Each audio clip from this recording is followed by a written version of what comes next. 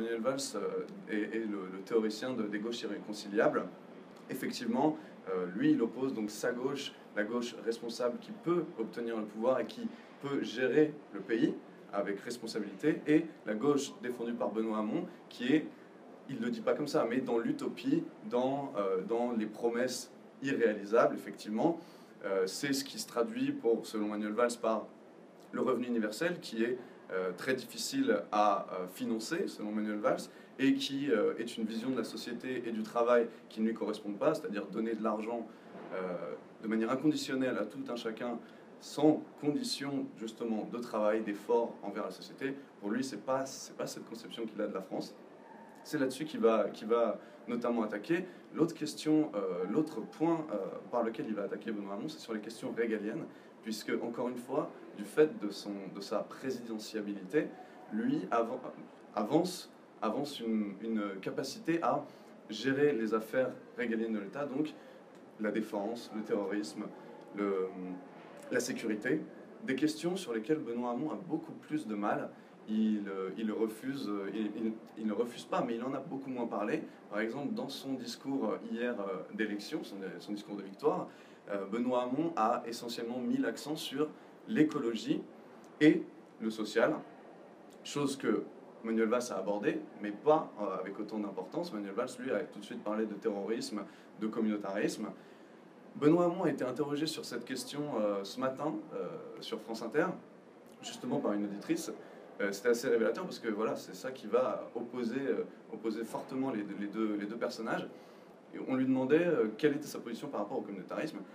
Il a répondu, il a dit « je veux être intransigeant avec ces questions-là », mais il a tout de suite embrayé sur ses propres sujets, puisqu'il a dit « je suis content d'une chose, à Noël, on a beaucoup plus parlé, pendant le réveil, on a beaucoup plus parlé de revenus de base, enfin de revenus universels et de questions sociales que de Burkini, et ça c'était un acquis de cette primaire, c'est ce qu'il a dit, et il faut s'en réjouir. » Maintenant, il a esquissé une première réponse sur les questions régaliennes, justement en disant, c'était un peu bancal, puisqu'il a parlé il faut combattre l'islam révolutionnaire politique, c'est ces mots, combattre l'islam révolutionnaire politique, qui s'attaque à la République, mais il a affirmé très fortement qu'il ne fallait pas s'attaquer, en tout cas qu'il ne fallait pas voir l'islam comme un ennemi de la République. Et d'ailleurs, il a rappelé son attachement à la loi de 1905, vers laquelle il veut se recentrer pour régler toutes les questions de religion et de communautarisme. Si l'on revient sur cette question du revenu de base, du revenu universel, c'est là-dessus que Manuel Valls a notamment attaqué Benoît Hamon hier lors de son discours, et pourtant en disant que ce n'était pas réalisable, que ça n'était pas faisable, mais pourtant c'est ce thème-là qui s'est imposé avec ses idées pendant la primaire de la gauche. Est-ce qu'il peut y avoir un revirement d'ici dimanche prochain où Benoît Hamon a-t-il définitivement, en tout cas dans son parti, le Parti Socialiste, imposé le débat? On ne veut pas faire de pronostics trop forts sur le résultat, par contre, tu as raison, Benoît Hamon a clairement réussi à imposer le débat sur le revenu de base comme un sujet central de cette campagne, et donc comme un sujet central de la gauche. Aujourd'hui, effectivement, on interroge tout le monde sur cette question, même à droite, on interroge les candidats de la droite sur la question du revenu de base, du revenu universel. Le terme est différent suivant les chapelles, on va dire. Mais donc c'est clairement un sujet qui va cliver. Et Benoît Hamon va évidemment continuer à s'en saisir pendant ce deuxième tour, continuer à s'affirmer comme le défenseur de nouvelles idées à gauche. Le revenu de base, qui pourtant est une très vieille idée, qui a plusieurs siècles, est aujourd'hui au centre, ça n'a pas toujours été le cas, donc il se place comme le défenseur d'une nouvelle idée, face à cette gauche qui est celle de Manuel Valls, la gauche effectivement qui est celle du pouvoir, celle de la responsabilité, mais qui n'a pas grand-chose de nouveau à apporter au peuple de gauche, qui pourtant, lui, par son vote, effectivement, en donnant 35% à Benoît Hamon et quand même 18% à Arnaud Montebourg, contre 6 à Vincent Peillon, et 31 à Manuel Valls, donc cette gauche a montré qu'elle avait envie de renouveau, de nouvelles idées, et puis surtout, elle donnait quand même un sérieux bon point aux frondeurs contre la gauche du gouvernement. Alors, autre sujet cette fois-ci, qui est cette fois-ci plus sur le terrain de l'analytique, de l'analyse des chiffres, c'est cette question de la participation. Alors, pour rappel, le Parti socialiste est quand même très bas dans les sondages, bien souvent donné perdant à gauche face à Jean-Luc Mélenchon et Emmanuel Macron. Pourtant, hier, il y a quand même eu une mobilisation de plus d'1,5 million, en tout cas, c'est ce qui est indiqué, d'électeurs. Ce score qui fait débat parce qu'apparemment il y a eu quelques couacs aujourd'hui sur la communication de ces chiffres, est-il significatif et en étant positif pour le Parti socialiste, ou est-ce que c'est un échec?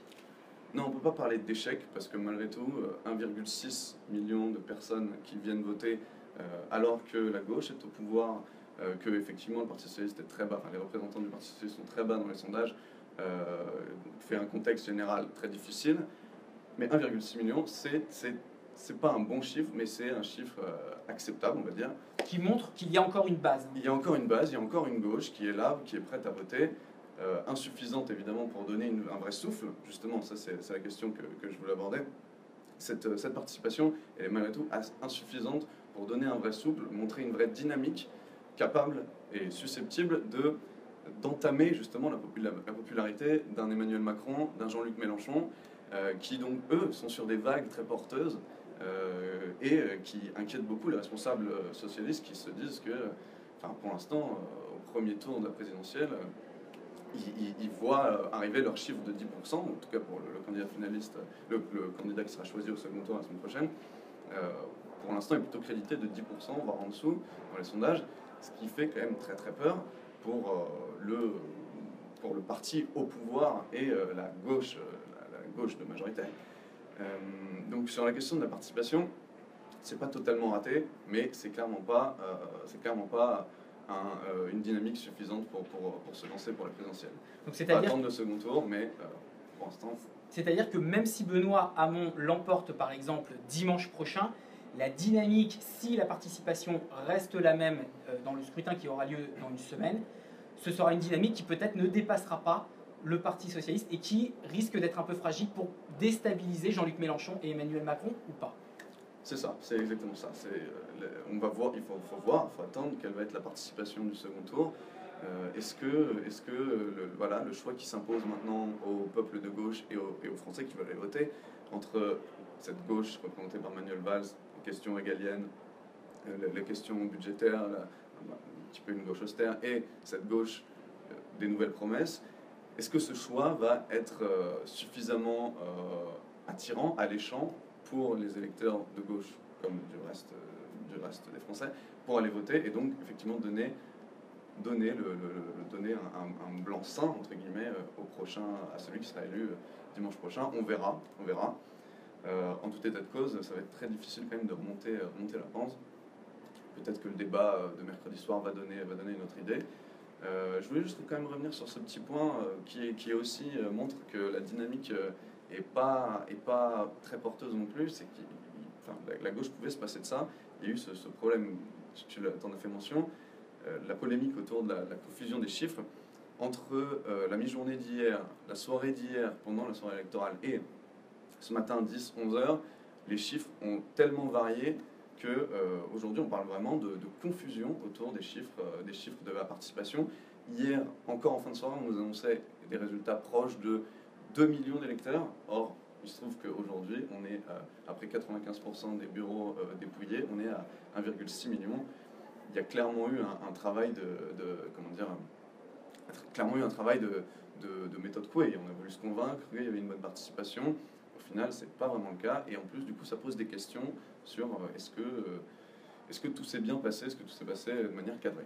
Et est-ce que ça peut désinciter des électeurs à se déplacer dimanche prochain?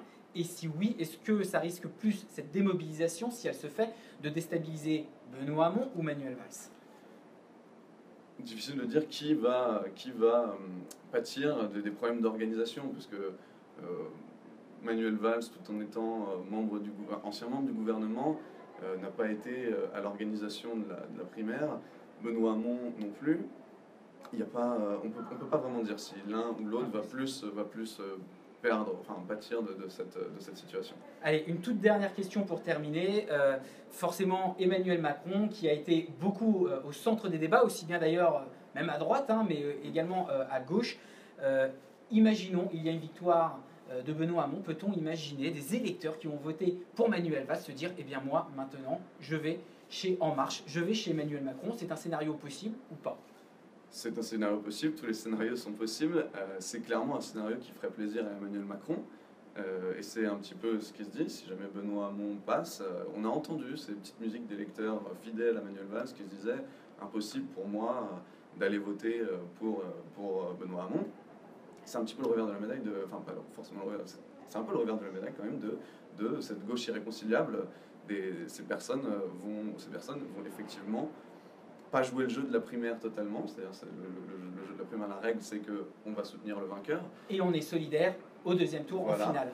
Quel que soit celui qui l'emporte, des électeurs pourraient se dire que non, je ne peux pas m'imaginer aller voter pour Hamon, peut-être trop inconnu, promesse irréalisable, certains se disent, mais on n'est pas là pour juger ce point-là.